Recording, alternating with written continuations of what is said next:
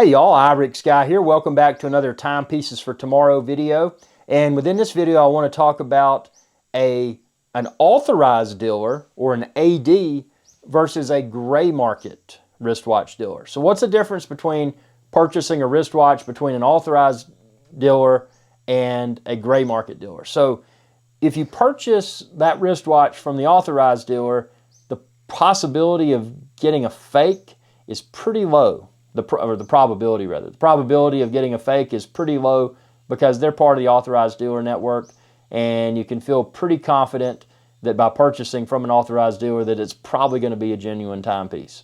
Also, by purchasing from the authorized dealer network, you often get a nice warranty, an international warranty.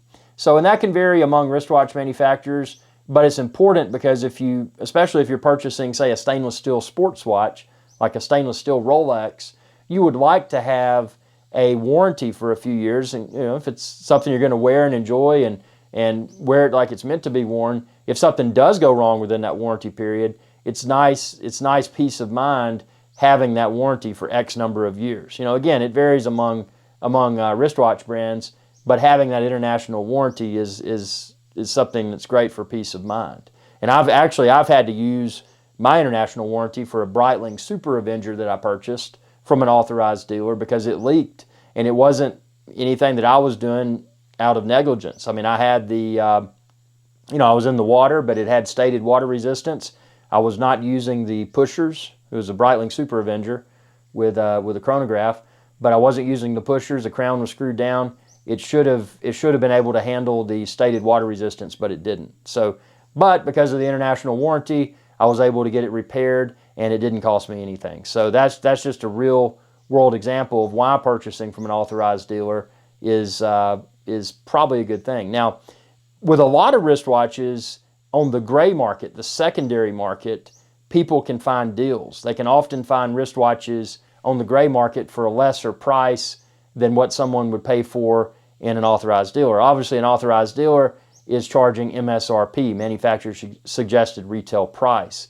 In the past, and again, things have changed and things could change again, but in the past, I remember going into a Rolex authorized dealer and purchasing a Rolex at a discount, below MSRP in an authorized dealer. Now, at that same point in time, that same Rolex on the gray market would have been less expensive than the authorized dealer, and that's not the case anymore. What we're seeing now, and I'm using Rolex as an example because most people are familiar with Rolex, Rolex nowadays is next to impossible to find in an authorized dealer. Most of them are sold out.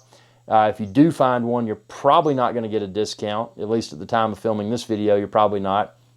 And if you're trying to find that same Rolex reference on the gray market, you're probably going to find that it is significantly over MSRP. Sometimes a few 100% markup. I mean, it's crazy. It's a really crazy market right now. But where would the gray market be good? The gray market, purchasing a wristwatch from the gray market would be a good thing if it's a hard to find piece and it's something you're hell-bent upon adding to your collection. In that scenario, you may be able to find someone, discontinued watch, for example. And I'll use a real-world example. Omega Speedmaster Mark II with orange hands. Looks very cool, very unique. It was one that I tried on at an Omega authorized dealer in St. Bart's, and I really liked the timepiece. I didn't get it. I went with a Panerai instead.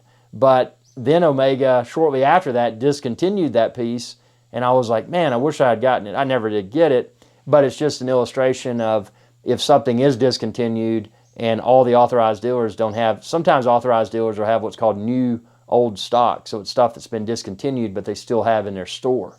But that particular timepiece with the orange hands, it was discontinued, and now it can pretty much only be found on the gray market. So there are certain situations where the gray market can be, if you really want a particular reference, a particular wristwatch brand and a particular reference, the gray market may be your only choice for finding that piece.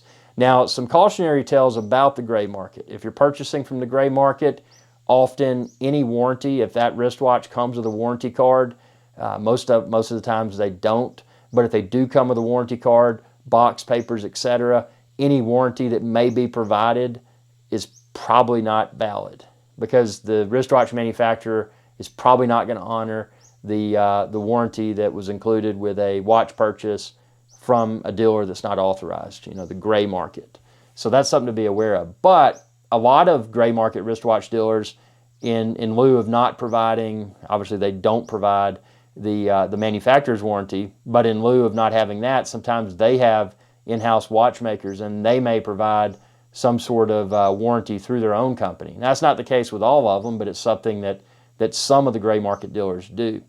Cautionary tells about the gray market. Got to be very careful about who you're dealing with. And even if you're dealing with a reputable gray market dealer, keep in mind there's always the possibility that that reputable gray market dealer may have been having a bad day. They could have been having staff changes, etc., and they could have had a wristwatch come in pre-owned that was examined, but whomever was examining it didn't pick up on the fact that it was a fake, or maybe it had some of the original components swapped out.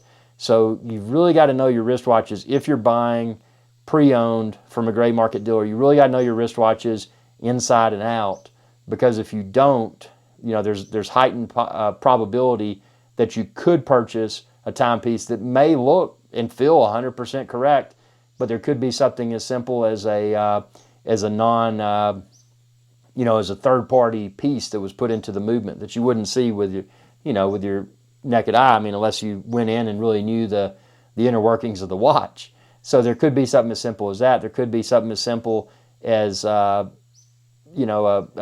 could be as serious as a fake. I mean, there's some super fake wristwatches out there now, replica wristwatches that can fool even some of the most savvy watch dealers. So you got to be very careful. Now, those have slipped by several people. So, you know, if you're purchasing from the gray market, you know, as much paperwork as you can get, as much as much as you can get to build that level of confidence that you're purchasing a genuine wristwatch that hasn't been modified in any way. I mean, that's the scary part about it.